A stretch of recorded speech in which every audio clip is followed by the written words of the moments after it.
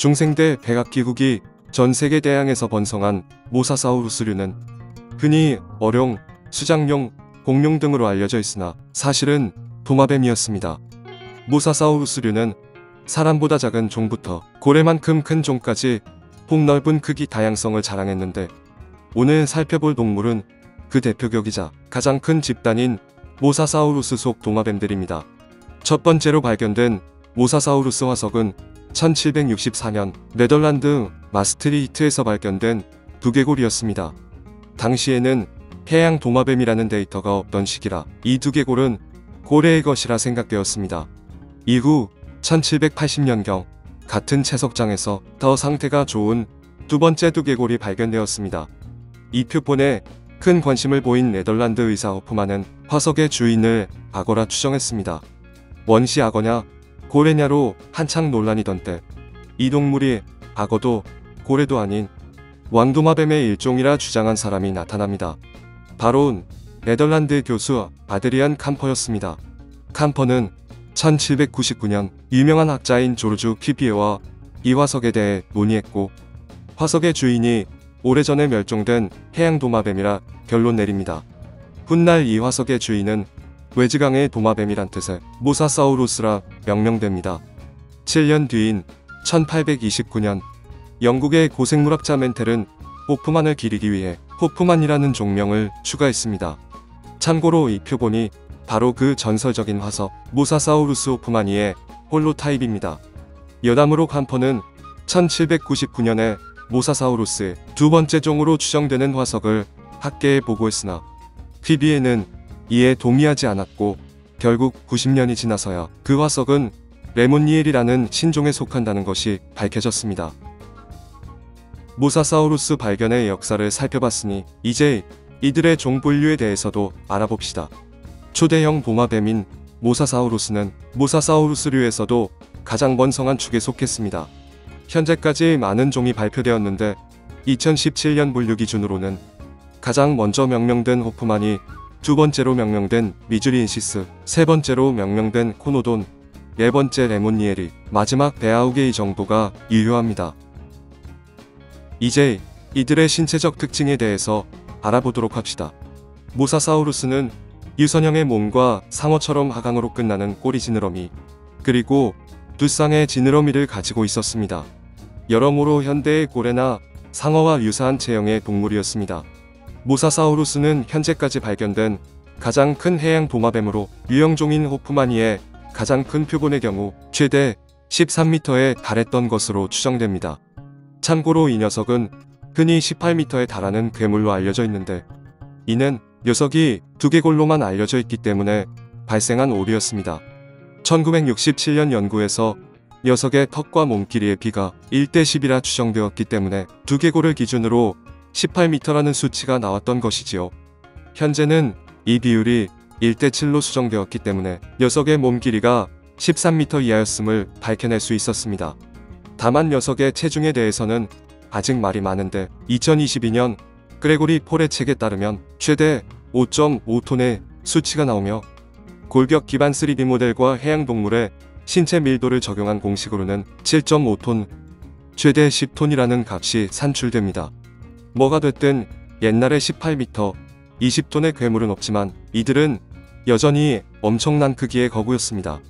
레몬니엘이 역시 호프마니와 비슷한 길이였으나 몸통이 가느다란 특성상 체중은 그보다 적게 나갔을 것으로 추정됩니다.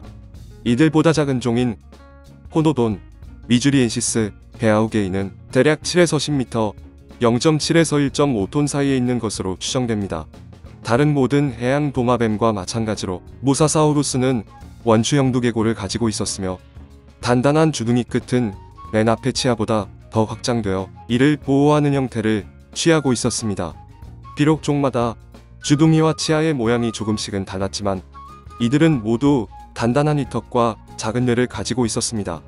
단단히 결합된 두개골과 턱에 남은 근육 부착점의 흔적은 모사사우루스가 엄청난 치악력을 자랑했음을 보여줍니다. 무시무시한 외모로 인해 입기 십상이지만 본질적으로 도마뱀이었던 만큼 이들의 두개골에는 4가지로 분류되는 이빨이 있었습니다. 위턱에는 전상악치와 상악치, 그리고 익상치가 있었으며 아래턱에는 하악치만 있었습니다. 이중 익상치는 위턱의 입천장에 두 줄로 난 작은 이빨들을 말합니다. 종마다 이빨의 개수가 달랐는데 보통 위턱에 12에서 17개, 익상치 6에서 12개, 아래턱에 14에서 17개가 나 있었습니다. 더 나아가 이들은 이빨의 모양마저 종간 차이를 보였습니다. 꼬푸마니와 미주리엔시스 종은 톱니가 달린 크고 단단한 이빨을 가진 반면 레몬니에리와 호노돈의 이빨은 톱니가 없고 크기가 작았습니다.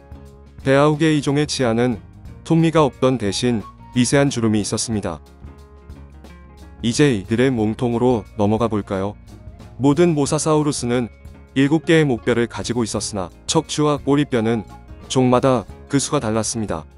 하지만 이들은 모두 다른 해양 도마뱀에 비해 완벽에 가까운 원통형 몸통을 가지고 있었다는 공통점을 갖습니다. 고래와 유사하게 깊은 수심에서 버틸 수 있는 효율적인 구조였던 것입니다.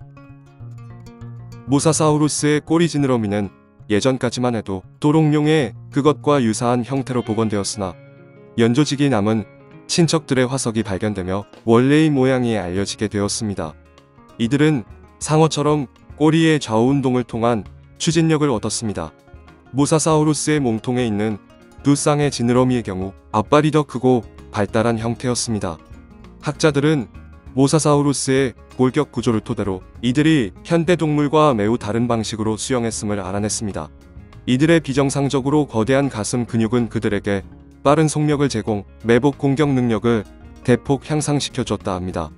또한 모사사우루스의 높은 대사율과 수온이 낮은 지역에서의 화석 증거는 이들이 외부 환경과 무관하게 일정한 체온을 유지했던 흡열성 동물이었음을 시사합니다. 실제로 이들의 화석은 북미 서부 내륙해 뿐만 아니라 유럽과 아프리카의 테티스에는 물론 남극까지 아열대와 온대 그리고 안대 기후를 포함한 전 세계 대양에서 발견됩니다. 현재까지의 화석 증거는 모사사우루스가 모든 해양 도마뱀 중에서 가장 큰 속이었음을 보여주지만 이들 역시 만만치 않은 괴물들과 경쟁했습니다. 강력한 치악력의 소유자인 프로그나토돈과 백악기 마지막까지 살아남은 틸로사우루스 등은 모사사우루스와 크기 면에서 거의 차이가 없던 초대형 포식자였습니다. 모사사우루스끼리의 경쟁도 치열했을 텐데 이들과 동급의 포식자가 넘쳐났다니 대체 이들은 어떻게 공존할 수 있던 걸까요? 다행히 치아 동위 원소를 분석한 2013년 연구에서 이에 대한 답을 얻을 수 있을 것 같습니다. 연구진들은 가장 강력한 치악력의 소유자 프로그나토돈은 바다거북, 암모나이트 등 단단한 먹이를 잡아먹었고 그보다 약했던 모사사우루스는 물고기와 같이 부드러운 먹이를 선호했다는 것을 알아냈습니다. 이렇듯 서로 다른 식단을 통한 자원 분배로 공존했던 이들이지만 늘 그렇듯 충돌을 피할 순 없었습니다.